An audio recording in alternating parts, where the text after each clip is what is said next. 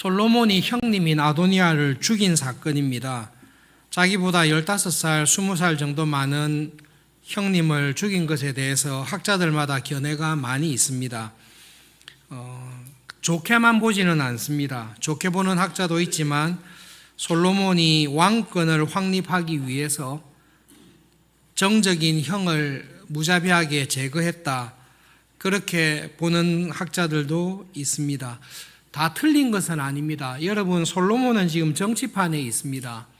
정치판에 있으면, 흙탕물 같은 곳에 있으면 흙탕물을 튀길 수밖에 없습니다. 그렇다고 할 때에 솔로몬의 이 행동이 올바른 것인가, 자기의 욕심으로 한 것인가에 대해서 학자들마다 견해가 다르지만 중요한 것은 하나님께서 어떻게 평가하고 있는가라는 것입니다. 여러분, 성경은 귀에 걸면 귀걸이가 되고 코에 걸면 코걸이가 되듯이 함부로 해석할 수 있는 부분은 아닙니다. 그렇게 해석할 수 있는 여지가 있지만 그렇다고 해서 성경이 이 사건에 대해서 아무런 판단을 안 하고 있다, 그렇지 않습니다. 성경은 이 사건에 대해서 하나님께서는 어떻게 보시는지에 대해서 분명하게 기록을 하고 있습니다. 하나님께서는 아도니아의 죽음에 대해서, 형님을 죽였던 솔로몬의 판단에 대해서 어떻게 말씀하시는지를 살펴보겠습니다.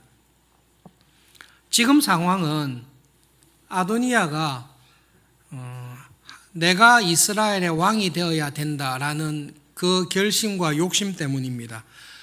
중요한 질문은 여러분, 하나님께서는 어떤 사람을 불러서 하나님 나라의 일꾼으로 쓰십니까? 12월 달에 공동의회가 있어서 직분자를 선출합니다. 예수님께서는 어떤 교인을 불러서 교회의 직분자로, 일꾼으로 쓰십니까? 이것이 지금 당면한 중요한 문제입니다.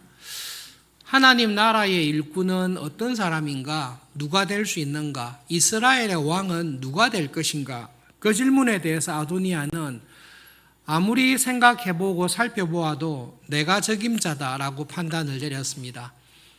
장남인 암논도 죽었고, 정말로 뛰어났던 압살롬 형도 죽었고, 그리고 자기 밑에 있는 동생들은 뚜렷하지 않고, 신경 쓰이는 동생 하나가 솔로몬이 있는데 15살, 20살 정도 나이가 차이가 나고 이제 20살 정도밖에 되지 않은, 그렇게 출생이나 배경이 그렇게 떳떳하지 못한 동생을 볼 때에, 그리고 성경의 기록대로 준수했다, 모든 면에 인간적인 면에서 탁월했다라고 할 때에 아버지 뒤를 이어서 왕이 될 사람은 나밖에 없다, 내가 왕이 되어야 된다라고 생각을 했습니다. 그 판단에 대해 군대 장관인, 군부를 잡아야 되지 않습니까? 군대 장관인 요압도 지지를 합니다. 종교의 가장 중요한 대제사장인 아비아달도 당신밖에 없습니다, 지지를 했습니다. 아도니아가 볼 때는 왕자들을 비교할 때 자기가 제일 낫고, 군대 장관도 자기를 지지하고 대제사장도 자기를 지지합니다. 아버지 다윗의 많은 신하들도 아도니아의 즉위식에 기꺼이 참석한 것을 볼 때에 아도니아는 내가 왕이 되어야 된다라고 생각을 했습니다. 그때 뒤늦게 다윗이 자기의 의사를 분명히 표현했습니다. 내 뒤를 이어서 왕이 될 사람은 솔로몬이다. 그리고 솔로몬 왕의 즉위식을 거행했습니다. 그 소식을 들었을 때에 아도니아의 즉위식에 참석했던 모든 신하들이 성경의 표현대로 두려워 떨면서 순식간에 다 도망했습니다. 그 신하들은 깨달았습니다. 우리가 반란을 일으키고 있었다, 우리가 좀 실수했다, 이게 아닙니다. 솔로몬이 즉위했다라는 말을 딱 들었을 때 그 사람들이 느낀 것은 우리가 죽었구나, 우리가 마음대로 반란을 일으켰구나, 다윗 왕이 이것을 결코 가볍게 보지 않구나라는 것을 알고 혼비백산하여 다 도망갔습니다. 아도니아조차도 솔로몬이 왕으로 즉위했다는 소식을 들었을 때에 기브온으로 도망갑니다. 예루살렘 남쪽에서 즉위식을 하다가 그 소식을 듣고 10km 정도 북쪽에 떨어져 있는 기브온으로 도망을 칩니다. 그 기브온에는 모세 시대 때 만들었던 성막과 제단이 있습니다. 그 제단에 있는 뿔을 잡은 것입니다. 그리고 요구를 했습니다. 절대 나를 죽이지 않는다라고 맹세해라. 그 맹세를 하지 않는 이상 내가 여기서 나가지 않겠다라고 동생인 솔로몬에게 요청 겸 간청을 했습니다. 그거는 아도니아가 압니다. 지금 자기가 행한 것이 해프닝이나 실수가 아니라 내가 솔로몬이라 할지라도 나를 죽일 것이다. 내가 죽을 수밖에 없는 큰 중죄를 저질렀다는 것은 아도니아가 압니다. 솔로몬에게 항의하러 가지 않습니다. 목숨을 부지하기 위해서 기브온에 제단이 있는 곳에 가서 제단 뿔을 잡고 하나님의 이름으로 내를 살려주겠다라고 맹세해야 될 정도로 큰 잘못을 저지른 것을 알고 있습니다. 솔로몬이 순전히 세상의 정치가였다라면 이 기회를 안 놓치는 것이 지혜롭습니다. 이때 그냥 제거해버리는 게 낫습니다. 우환이 될 수 있기 때문에. 그러나 솔로몬은 형님이 그 요청을 했을 때에 죽이지 않고 자비를 베풀고 용서하고 생명을 보존해 줍니다. 그러나 아도니아가 요구한 것처럼 하나님의 이름으로 맹세하지는 않습니다. 다만 중요한 조건을 겁니다. 형님께서 앞으로 선한 사람인 것을 보여주신다면 형님의 머리카락 하나도 땅에 떨어지지 않을 것입니다. 그러나 만약에 형님에게서 악한 것이 발견된다면 그때는 형님 반드시 죽을 것입니다. 라고 이야기를 합니다. 아도니아 형에게 형님이 선한 사람인 것을 보여주셔야 됩니다. 그 말은 조금 더 해석하면 선한 사람은 죽이지 않습니다. 악한 사람을 죽입니다. 형님이 선한 사람, 죽어야 될 이유가 없는 사람, 오히려 살아 있어야 할 만한 가치가 있는 사람인 것을 보여주신다면 형님은 죽으실 이유가 전혀 없다라는 것입니다. 그렇다면 선하고 살아 있어야 될 가치가 있는 그런 사람인 것은 어떤 사람입니까? 그것은 하나님의 뜻에 순종하는 것입니다. 지금 아도니아에게 분명한 하나님의 뜻이, 아버지 다윗의 뜻이 드러났습니다. 아버지 다윗의 뜻이 무엇입니까? 나를 이어서 이스라엘의 왕이 될 아들은 솔로몬이다. 확실하게 말씀을 했습니다. 그 말을 이전에 한 적은 없습니다. 공식적으로 선포한 적이 없습니다. 지금은 아버지가 모든 백성들에게, 자녀들에게 솔로몬이다. 솔로몬이 내 뒤를 이어서 왕이 될 것이다 라고 공포하고 왕으로 즉위식을 했습니다. 그 아버지의 뜻에 아들이 순종하는 것입니다. 반발하는 것이 아니라 내가 볼 때는 저 동생보다 내가 더 나은데, 저 교인보다 내가 훨씬 나은데 그래도 하나님께서 동생을 선택하시니 아버지의 뜻에 순종하겠다. 그것이 선한 것입니다. 더 중요한 것은 아도니아가 자기 입으로 이야기했습니다. 이렇게 된 것은 하나님으로부터 말미암았습니다. 하나님의 뜻입니다. 솔로몬이 왕이 된 것은 하나님의 뜻입니다. 그렇다면 아버지의 뜻에는 때때로 불순종할 수 있어도 하나님의 분명한 뜻에는 무조건 순종하는 것이 믿음으로 살아가는 사람의 특징입니다. 솔로몬이 이야기했습니다. 하나님의 뜻에 순종하는 선한 사람인 것을 보여주십시오. 솔로몬이 왕입니다. 그러면 아도니아는 솔로몬의 신하입니다. 동생이긴 하지만 하나님께서 동생을 왕으로 삼았습니다. 나는 그 하나님의 뜻에 순종하며 존중합니다. 나는 형이지만 당신의 신하로 하나님의 나라를 잘 섬기면서 동생을 돕고 나라를 섬기겠습니다. 그 선한 사람임을 보여준다면 아도니아는 죽을 이유가 하나도 없습니다. 머리카락 하나도 땅에 떨어지지 않을 것입니다. 라고 약속을 했습니다. 그러나 만약에 형님이 악한 것을 드러내신다면, 형님의 마음 속에, 행동 속에 악한 것이 드러난다면 반드시 죽을 것입니다. 악한 것은 무엇입니까? 아버지의 뜻에, 하나님의 뜻에 반대하는 것입니다. 아무리 생각해 봐도 이스라엘의 왕은 내가 돼야 됩니다. 하나님의 뜻이라 할지라도 아버지의 유언이라 할지라도 이스라엘의 왕은 내가 돼야 되지 저 어리고 여러 가지로 결함이 있고 경력이 없는 솔로몬이 왕이 되는 것을 용납하지 않고 받아들이지 않고 무시하는 것입니다.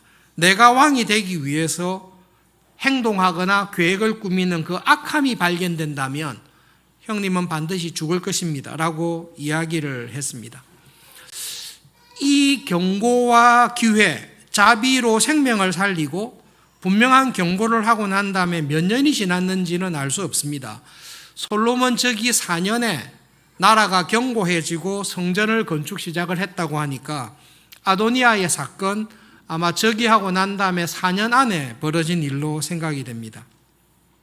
성경은 그 경고를 이야기하고 난 다음에 솔로몬의 어머니 밧세바를 찾아온 아도니아의 요청을 설명합니다. 밧세바에게 이야기하는 아도니아의 속마음을 들여다보면 아도니아가 어떤 생각을 하고 있는지를 알 수 있습니다. 요청한 것은 아비삭을 다윗이 죽기 전에 돌보았던 가장 아름다운 아내로 살았던, 첩으로 살았던 아비삭을 자기의 부인으로 달라라는 요청입니다. 그러나 이 요청을 하기 전에 아도니아는 밧세바에게 자기의 속마음을 이야기합니다. 두 가지 핵심적인 이야기를 합니다. 당신도 알다시피 이 나라는 내 것이었습니다. 두 번째로 온 이스라엘이 내가 왕이 되기를 바랬습니다. 두 가지 이야기를 합니다. 그러니까 The kingdom is mine. 굉장히 강한 말인데요. 내 거야. 어린아이들이 욕심을 부릴 때 내 거야. 손대지 마. 이렇게 하듯이 아도니아는 이 나라는 원래 내 거였습니다. 그런데 하나님께서 이것을 내 동생에게 돌려주었습니다. 이 나라는 이전에도 내 거였고 지금도 저는 이 나라가 내 것이 되었어야 된다라는 마음이 있습니다. 여러분, 이스라엘은 누구의 나라입니까? 이스라엘은 하나님의 나라입니다. 교회는 누구의 것입니까? 예수님의 것입니다. 하나님께서 이스라엘 나라를 사람에게 주신 일이 있습니까? 하나님께서 이스라엘 나라를 사울에게 주신 일이 있습니까? 하나님께서 이스라엘 나라를 다윗에게 주신 일이 있습니까? 없습니다. 하나님께서 하나님의 나라를 예수님에게 주신 적은 있어도 하나님께서는 하나님의 나라를 다른 사람에게 주신 일은 없습니다. 다만 하나님께서 은혜로 사울을 부르시고 다윗을 부르셔서 하나님 나라의 일꾼으로 살아가는 은혜와 복을 주신 적은 있습니다. 그러나 하나님의 나라가 다윗의 것이었던 적은 한 번도 없습니다. 더구나 하나님의 나라 이스라엘이 아도니아의 것이었던 적은 한 번도 없습니다. 그러나 아도니아는 이 이스라엘 나라가 우리 아버지 다윗의 나라였고 우리 아버지 다윗이 이 나라를 세웠고 내가 그 적절한 가장 적합한 아들이니 이 나라는 내 것이었다라고 이야기를 하고 있습니다. 직분자가 하나님 교회의 직분자가 이 나라가 내 나라입니다. 사울왕처럼 이 교회는 내 교회입니다. 내가 개척했습니다. 내가 이 교회를 부흥시켰습니다. 내가 원하는 대로 하겠습니다라고 하는 사람은 하나님의 나라의 일꾼이 아니라 자기의 왕국을 세우는 사람입니다. 영적으로 교만한 사람이고 하나님께서는 이런 사람을 하나님 나라의 일꾼으로 인정하지 않습니다. 그가 아무리 나라를 부강하게 하고 그가 아무리 교회를 부흥시켰다 할지라도 이 교회는 내 거였습니다. 이 교회는 내 겁니다. 이 나라는 내 나라였습니다. 그런 사람은 하나님께서 쓰시지를 않습니다. 아도니아가 밧세바를 찾아가서 자기의 속마음을 이야기했습니다. 이 나라는 원래 내 것이었습니다. 그의 생각 속에 하나님 나라의 직분자, 왕이 될 만한 신앙과 성숙함은 전혀 없습니다. 사울왕과 같이 자기의 왕권을 유지하고 자기의 왕국을 세우려고 하는 인간적인 욕심이 아도니아의 마음속에 있습니다. 그것은 악한 것입니다. 두 번째로 아도니아는 온 이스라엘이 내가 솔로몬이 아니라 내가 왕이 되기를 원했다라고 이야기합니다. 조금만 정신을 차려서 들어보면 이거는 엄청난 착각이고 엄청난 자기 과시입니다. 여러분, 다윗 왕이 죽을 때쯤에 북쪽 지파에서 반란을 일으키고 했던 것 우리 기억하고 있습니다. 압살롬만 반란 일으킨 게 아니라 세바도 반란을 일으키고 북쪽에 있는 지파들은 다윗 왕가를, 유다 지파인 다윗을 전적으로 환영한 적은 없습니다. 심지어 솔로몬이 40년을 통치하고 죽었을 때에 솔로몬이 자기 아들 르호보암을 왕으로 삼았을 때에 북쪽의 모든 지파들이 와서 요구를 했습니다. 그 요구를 거절했을 때 북쪽의 지파들이 뭐라고 했습니까? 우리가 다윗 집안하고 무슨 상관이냐? 우리 원래부터 상관없었다. 너희들이 르호보암 네가 우리 말 듣지 않으면 우리는 너를 왕으로 인정하지 않는다. 아도니아가 온 이스라엘 지파가 내가 왕이 되기를 원했다. 정신 나간 판단입니다. 시므이가 시퍼렇게 살아서 사울 왕가를 회복하기 위해서 호시탐탐 기회를 노리고 있고, 아도니아가 말하는 유다 지파 쪽에서도 유다 지파에서도 제사장 사독과 버나야는 아도니아를 지지하지 않습니다. 그런데 자기 혼자 생각합니다. 내밖에 없다. 내 말고는 왕이 될 사람이 없다. 온 이스라엘이 내가 왕 되기를 원했다. 아도니아의 영적인 교만과 인간적인 착각과 욕심 가운데 이런 속마음을 딱 드러내는 것입니다. 이런 마음을 가지고 바세바에게 아버지 다윗의 마지막 첩이었던 아비삭을 아내로 달라라고 이야기를 했을 때에 솔로몬이 그 말을 딱 들었을 때 형님 아도니아의 속마음이 그대로 다 드러나는 것입니다. 주석하는 학자들 가운데 아도니아는 선한 마음으로, 아도니아가 솔로몬보다 20살 나이가 많고 아비삭이 젊고 가장 아리따운 여인인데 다윗과 성관계는 전혀 가지지 않았고 처녀로 늙어 죽는 게 불쌍하니까 선한 마음으로 자기의 아내 삼으려고 했다라고 하는 사람이 있습니다마는, 아도니아가 아비삭을 사랑해서 아내로 달라고 했다는 기록은 성경 어디에도 없습니다. 솔로몬이 그 말을 딱 들었을 때 아도니아가 아버지 다윗의 마지막 첩이었던 아비삭을 달라고 하는 이유는 하나밖에 없습니다. 압살롬이 다윗을 향해 반란을 일으켰을 때 성을 지키기 위해서 다윗이 첩들을 성에 남겼는데요, 압살롬이 그 첩을 아내로 취합니다. 이유는 한 가지입니다. 나는 아버지에 대해 반란을 일으켰습니다. 내가 아버지 자리를 차지할 것입니다 라는 표시가 아버지의 첩들을 자기의 아내로 취하는 것입니다. 사울왕이 죽고 난 다음에 아브넬이 똑같은 이런 행동을 했습니다. 그러므로 성경이 이야기하고 있는 것은 아도니아가 밧세바를 찾아와서 아비삭을 자기의 아내로 달라고 했을 때 아도니아의 마음속에는 여전히 내가 왕이 돼야 됩니다. 내 동생 솔로몬이 왕이 되면 안 됩니다. 군대 장관 요압이 나를 지지하고 대제사장이 나를 지지하고 이전 아버지의 많은 신하들이 나에게 대해서 미련이 있고 나이 어린 솔로몬이 기반을 다지기 전에 내가 다시 왕권을 차지해야 되겠다는 그 마음과 욕심 가운데 요청을 한 것입니다. 솔로몬이 그 이야기를 들었을 때 형님 아도니아의 마음속에 악함이 있습니다. 자기에 대해 부정하고 부인하는 것뿐만 아니라 아버지 다윗이 했던 유언을 무시하고 반대하는 욕심이 있고, 자기가 고백한 대로 이 모든 일이 하나님의 뜻이라는 것을 알면서도 아무리 하나님이라 할지라도 내가 왕되는 것을 막는 것에 대해서는 반대하는, 자기의 욕심과 계획을 관철시키려고 하는 악함이 그에게 있습니다. 그것을 보고 솔로몬은 이전에 했던 대로 아도니아 형을 죽여버립니다. 성경은 솔로몬이 아도니아를 죽인 것에 대해서 여러 가지 복선을 통해서 이러이러한 저런 이유로 죽였다라고 이야기를 하고 있습니다. 여러분, 하나님 나라의 백성으로 교회의 지체로 살아가실 때 우리 가운데, 내 가운데 아도니아와 같은 마음이 들 때가 있습니다. 내가 아니면 나야말로 교회를 위해서, 하나님 나라를 위해서 적임자다. 다른 사람과 인간적으로 비교해 볼 때 내가 가장 준수합니다. 여러분, 하나님 나라의 일꾼은 하나님께서 부르십니다.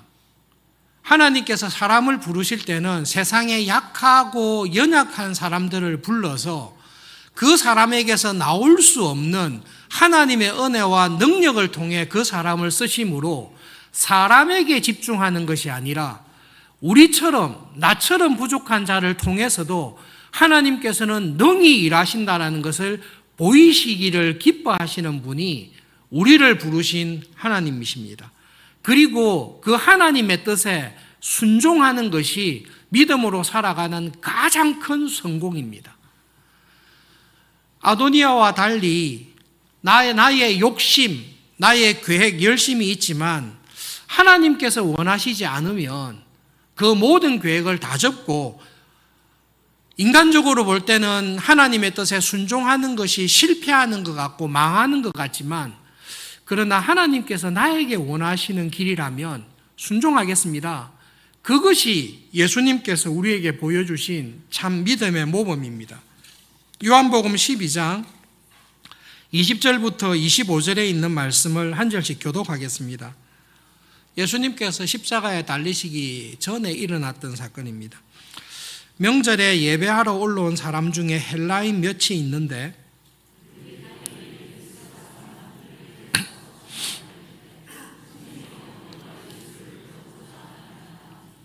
빌립이 안드레에게 가서 말하고 안드레와 빌립이 예수께 가서 여쭈니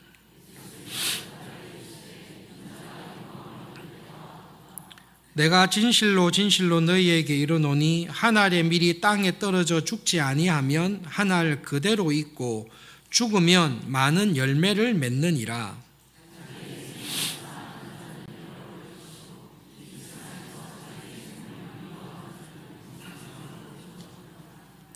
학자들이 요한복음 12장을 연구하면서 한 가지 전설에 관한 이야기를 합니다. 헬라 사람 몇 사람이 예수님을 만나 뵈러 왔습니다. 헬라의 도시국가의 한 왕이 예수님에 관한 소문을 들었습니다. 예수님의 가르침에 큰 감명을 받았습니다. 그리고 유대인들이 이 예수님을 대단히 싫어하고 죽이려고 하는 이야기를 들었습니다. 신하들을 보내서 예수님을 초청한 것입니다. 예수님, 우리나라로 오셔서 탁월한 말씀을 가르쳐 주십시오. 우리는 당신의 말씀을 듣기를 원합니다. 여기 오시면 안전을 보장하고 행복하고 여유롭고 풍요롭게 살아갈 수 있도록 제가 약속을 드립니다. 그러니 당신을 박해하고 반대하고 모욕하는 그곳을 떠나셔서 우리에게로 와주시면 좋겠다라는 제안을 했다라고 이야기를 합니다. 인간적으로 볼 때는 상당히 좋은 제안이죠. 예루살렘에 계속 있으면 어떻게 됩니까? 십자가에 달려서 수치와 모욕을 당하고 죽게 됩니다. 헬라 왕의 제안을 받아서 가면 안전하게, 넉넉하게, 기름지게, 부유하게 살 수 있습니다.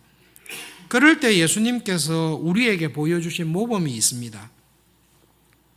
하나님의 뜻에 순종하면서 살아가는 것이 세상이 약속하는 성공과 안정과 행복하게 사는 것보다 더 즐겁고 복되다라는 것을 예수님께서 우리에게 말씀하시고 실제로 모범을 보여주신 것입니다.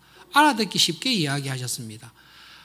한 알의 밀이 땅에 떨어져서 썩지 않으면 그대로 있습니다. 나 절대 안 썩을 거야. 나는 절대 내 생명을 놓치지 않을 거야. 그렇게 안 죽고 꽉 버티고 있으면 한 알 그대로 있습니다. 그런데 한 알의 씨앗이 땅에 떨어져서 썩어서 죽으면 많은 열매를 맺습니다. 여러분, 그것은 하나님께서 정하신 원리입니다. 하나님께서 씨앗을 땅에 뿌리라 할 때는 그 씨앗에게 죽지 말고 버티라, 네 생명을 끝까지 유지해라, 그것이 자연 법칙이 아닙니다. 한 알의 씨앗을 땅에 뿌리면 그 씨앗은 땅속에 들어가서 죽습니다. 죽으면 수많은 열매를 맺는 부활로 내가 지금 가지고 있는 하나의 생명과 비교할 수 없는 풍성한 부활로 갚아주시는 것이 하나님의 자연의 원리이고 법칙입니다. 예수님께서는 그 말씀을 우리에게 똑같이 말씀하시는 것입니다. 믿음으로 세상 살아갈 때에 세상에서 이야기하는 저 이야기를 따라가면 내가 안전하고 성공하고 행복하고 명예를 누리면서 살 것처럼 보입니다. 하나님의 말씀에 순종해서 살아가면 좋은 대학도 못 갈 것 같고 직장에 승진도 못할 것 같고 손해볼 것처럼 보입니다. 그러나 놀라운 하나님의 법칙은 세상의 지혜와 세상의 욕심을 따라 살아가는 사람보다 하나님의 말씀에 순종하고 하나님께서 걸어가라고 하는 그 길을 걸어가는 나에게 비교할 수 없는 은혜와 축복을 주신다라는 것이 하나님 나라의 영적인 원리고 법칙입니다. 예수님께서는 그 원리와 법칙을 믿으시고 몸소 우리에게 모범을 보여주신 것입니다. 예수님께서는 십자가를 지실 때 괴롭고 힘들어 죽겠는데 어쩔 수 없이 진다, 그렇지 않습니다. 이사야 53장의 말씀대로 내가 하나님의 뜻에 순종하여 십자가에서 하나님의 모든 진노와 저주와 죄에 대한 심판을 다 받아갈 때에 이 종의 수고를 통해 하나님께서는 수많은 택한 자들을 구원하는 구원의 길을 여시는 것을 알고 계십니다. 그래서 십자가를 지시고 그 길을 걸어가실 때 그것이 고통스럽고 괴롭지만은 이 고통과 괴로움보다 이 길을 걸어가는 나를 통해 하나님이 이루어 가실 그 구원의 영광과 은혜를 믿고 감사와 기쁨과 확신 가운데 걸어갑니다. 우리가 믿음으로 세상을 살아갈 때 여러분 오해하지 마십시오. 내가 믿음으로 살아가기 위해서 세상의 성공, 세상의 명예, 세상의 부귀를 포기하면 이 고난을 감내하면 하나님 나라에서 상급을 많이 주실 것이다. 그거 잘못 적용하시면요, 내가 이 시간에 믿음으로 고생하면서 살아가는 이 공로, 이 나의 노력을 보시고 하나님께서 은혜를 주신다라고 우리 스스로 오해하게 됩니다. 그렇지 않습니다. 내가 어떤 수고와 노력을 하더라도 하나님께서 복 주실 만한 공로는 우리에게 없다는 것을 제발 좀 기억하십시오. 그렇게 이야기하는 사람들이 워낙 많아가지고 우리가 정말로 하나님의 은혜에서 떨어지는 것입니다. 내가 아무리 수고하고 내 몸을 불살하게 내어준다 할지라도 그것이 하나님께서 주실 만한 보상이 될 만한 것은 없습니다. 예수님 말고는 하나님께서 보상해 줘야 될 사람은 아무도 없습니다. 예수님께서 우리에게 보여주신 길은 이 십자가의 길을 걸어가는 것, 믿음으로 살아가기 위해서 고난과 억울함을 받는 것이 괴롭고 힘들지만 이 괴로움과 힘든 것보다 이 길을 걸어가는 것 자체가 더 큰 축복입니다. 이 길을 걷고 있는 것 자체가 복이에요. 안 갚아주셔도 돼요. 왜냐하면 내가 지금 믿음으로 살고 믿음으로 행동하고 믿음으로 살아가는데 어려움이 다 있지요. 세상의 행복을 추구해도 어려움이 다 있습니다. 믿음으로 추구하는 데도 어려움이 있는데 우리는 믿음으로 수고하는 이것이 어려움 속에서 어려움보다 기쁨이 더 크기 때문에 이 길을 가지 않습니까? 오해하시면 안 됩니다.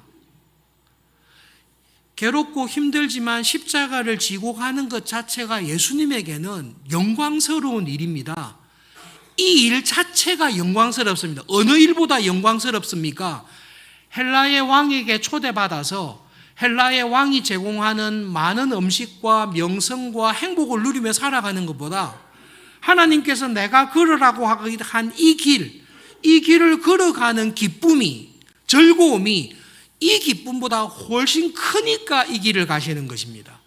그리고 예수님께서 우리에게 나를 따라와라, 좁은 문으로 들어와라, 좁은 길을 걸어라. 왜냐하면 이 문으로 들어와서 이 길로 걸어가는 것 자체가 넓은 문으로 들어가서 넓은 길을 걷는 것보다 훨씬 더 복되다.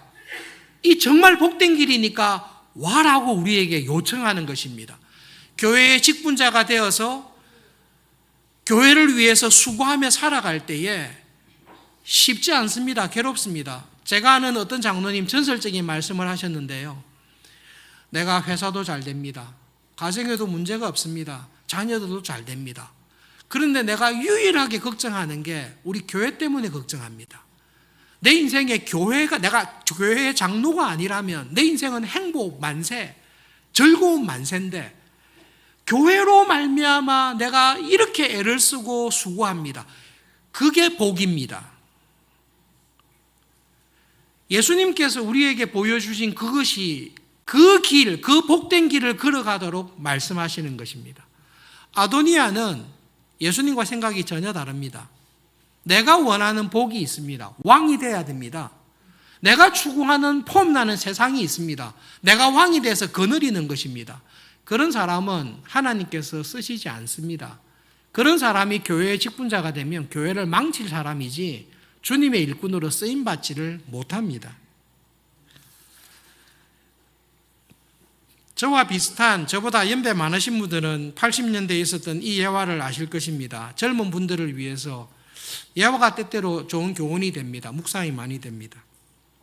교회에서 정말로 충성 봉사했던 훌륭했던 집사님이 신앙생활 열심히 하고 천국에 갔습니다. 천국에 가니 예수님께서 정말로 예수님께서 보좌에 앉으셔서 온 집사님을 보면서 반가워하면서 웰컴, 잘했다, 너 정말로 잘했다, 내가 너를 안다, 환영했습니다. 얼마 뒤에 장로님이, 같은 교회 장로님이 왔습니다. 근데 예수님께서 자리에서 벌떡 일어나서 장로님을 환영하는 모습을 보았습니다.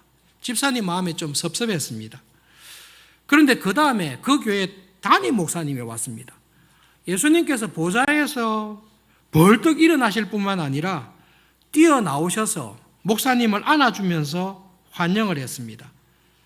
집사님이 너무 마음에 힘들었습니다. 천국에서도 이렇게 차별하나?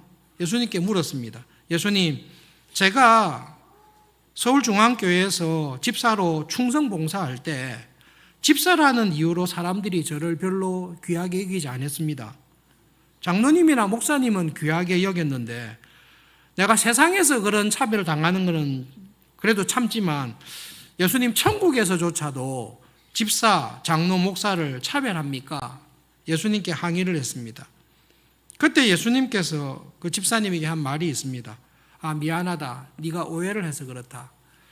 네가 천국에 있어보면 알겠지만 집사들은 천국에 많이 온다. 자주 온다. 장로들은 너무 드물게 온다. 장로로 지냈는데 천국에 오는 장로들이 너무 드물다. 목사는 너무 오랜만에 와서 내가 일어나서 환영할 수밖에 없을 정도로 너무 오랜만에 와서 환영을 했는데 네가 오해해서 미안하다. 이런 우스개 일화가 있었습니다. 여러분, 여러 가지로 할 수 있는데 이 예화에서 예수님께서 하시는 핵심이 뭡니까? 직분자 되지 말라는 겁니까? 그렇게 적용하시면 큰일 납니다. 예수님께서 이런 우스개 예화를 통해 80년대 한국 교회가 막 부흥하고 성장할 때, 그리고 직분자가 되는 것이 가문의 영광이라고 생각하는 그 상황 속에서 이 비유를 통해 딱 하시는 말씀은 예수님께서는 자기의 일꾼을 아십니다. 예수님께서는 누가 진실한 주님의 교회에 착하고 충성된 일꾼인지를 아십니다. 예수님은 목사라고 해서, 장로라고 해서, 권사라고 해서 무조건 좋게 보시지 않습니다. 집사라가 할지라도, 아무런 직분이 없는 평신도라 할지라도 정말로 주님의 나라의 참 일꾼을 예수님은 아신다라는 말씀입니다. 추석을 맞이해서 가족들끼리 다 모이십니다. 80년대, 90년대 지금도 우리 가운데 있는 이야기가 있습니다. 네 아직도 집사가? 그런 이야기를 우리가 직분을 생각할 때에, 또 직분자 선거를 할 때마다 이야기를 합니다. 네 아직도 집사가? 그것이 우리에게, 그렇지, 내가 집사로서 충성 봉사하는 것보다 더 큰 직분을 맡아서 주님의 일에 충성 봉사해야지, 그런 의도로 네 아직까지 집사가, 집사보다 좀 더 많은 장로와 권사와 큰 직분을 맡아야 되겠지, 그렇게 생각한다면 맞습니다. 그러나 여러분, 직분을 맡는 것이 가문의 명예가 되거나 내가 다른 교인들보다 뛰어나다라는 것을 확인받는 것으로 생각한다면 그 교회는 망할 수밖에 없습니다. 예수님께서 걸어갔던 그 믿음의 길을 따라서 솔로몬처럼, 여러분 솔로몬 20살 나이에 잘한 게 뭐 있습니까? 별로 없습니다. 그런데 그런 사람을 하나님께서 왕으로 부르십니다. 왕 부르기에 딱 적합하니까 부르십니다. 부족하지만 자격이 없지만 모든 형들이, 모든 사람들이 볼 때 나보다 아도니아 형님이 더 적합하지만 하나님께서 그냥 나를 은혜로 부르셨습니다. 그리고 맡긴 자에게 구하는 것은 착하고 충성됨입니다. 여러분 추석 때 자녀들을 만나실 것입니다. 자녀들을 만났을 때에 부모님이신 여러분, 너 연봉이 얼마냐? 너 무슨 자동차 타고 다니냐? 너 회사에서 어떤 자리에 올랐냐? 그런 부분에 우리가 당연히 관심을 기울이고 잘 되기를 바라지만 그것보다 더 중요하게 너의 신앙과 너의 삶이 얼마나 예수님을 닮아가고 있느냐. 작년에 너를 만났을 때에 너 안에 있었던 예수님의 모습, 네 안에 있었던 예수님의 성품, 그것이 얼마나 네 안에 더 충만해졌는지를 보고서 자녀들을 격려해 주십시오. 세상은 여러분의 자녀들, 우리들을 세상의 기준으로 다 비교하고 평가합니다.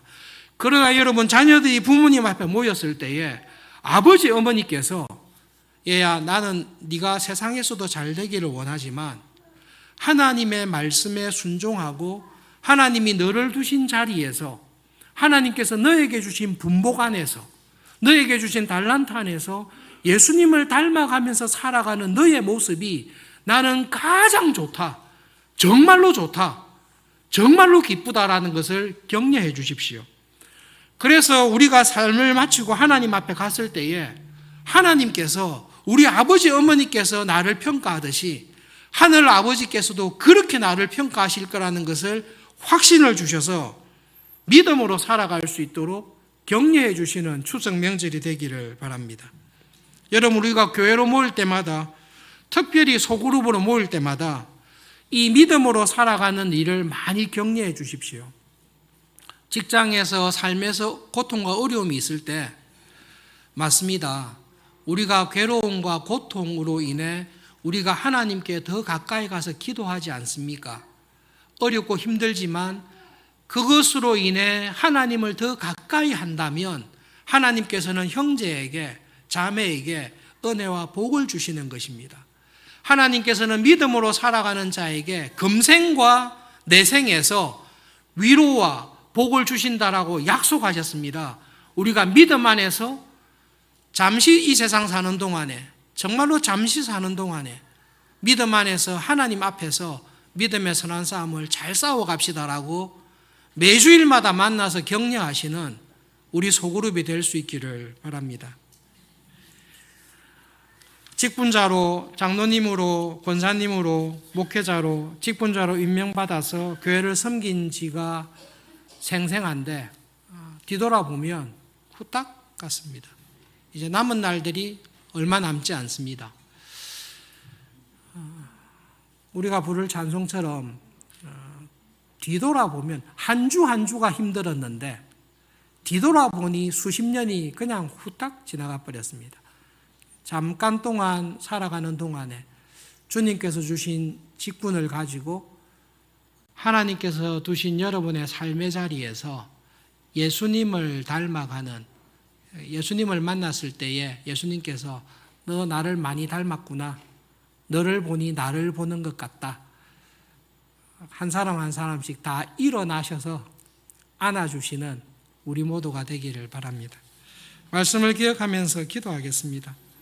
하나님, 저에게 주신 분복, 저에게 주신 직분, 저에게 두신 삶의 자리에서 하나님을 즐거워하며 믿음으로 살아가는 은혜를 주십시오. 저뿐만 아니라 우리 자녀들에게, 우리 다음 세대에게 이런 믿음과 은혜를 더 주십시오. 기도하겠습니다.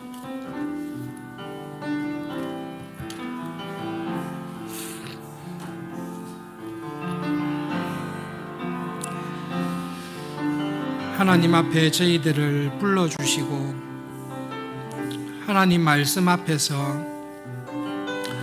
우리의 삶을 돌아보게 해주시고 하나님 말씀 앞에서 힘을 얻게 해주셔서 이번 한 주간을 이 땅에서의 남은 삶을 믿음으로 살아가도록 격려해 주시니 하나님 아버지 감사합니다. 하나님께서는 사람들이 보는 것처럼 세상이 보는 것처럼 나를 판단하지 아니하시고 하나님의 은혜와 하나님의 기준으로 우리의 삶을 평가하시고 은혜 베푸시는 줄을 믿습니다. 주님 앞에 서게 되는 그날까지 믿음으로 살아가도록 우리를 붙잡아 주십시오.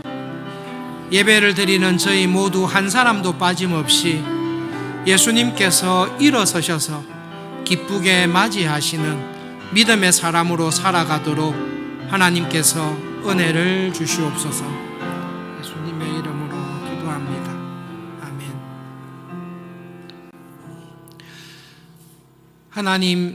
하나님의 형상대로 우리를 다시 거듭나게 하시고 하나님 나라의 백성으로 주님의 교회의 일꾼으로 불러주시고 저희들을 써주시니 감사합니다.